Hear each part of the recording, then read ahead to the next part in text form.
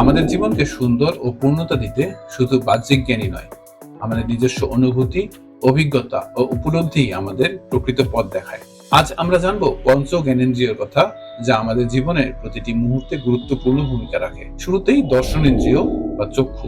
চোখ শুধু বাইরের জগৎ দেখে না, চোখ হৃদয়ের দরজাও খুলে দেয়। তাই আমরা যা দেখি তা আমাদের মন ও আত্মায় গভীর প্রভাব ফেলে। পরবর্তীতে শ্রবণেন্দ্রিয় বা কান। আমাদের কান শুধু শব্দ শুনে না, এটি ভালো মন্দের পার্থক্য করতে শেখায়।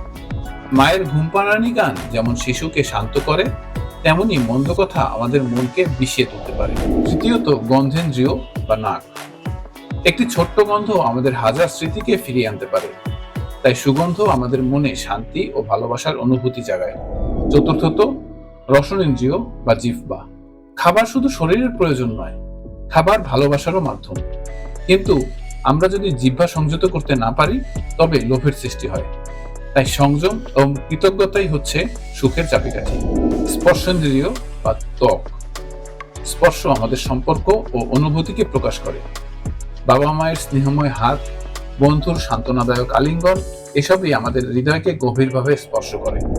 এই পাঁচটি ইন্দ্রিয় শুধু আমাদের জীবন চালিত করে না, বরং আমাদের হৃদয়ে গভীর সুখ ও ভালোবাসা এবং শান্তি আনতে সাহায্য করে। যদি আমরা এগুলোকে ভালোভাবে ব্যবহার করতে শিখি, তবে আমাদের জীবন হবে সুন্দর ও পরিপূর্ণ।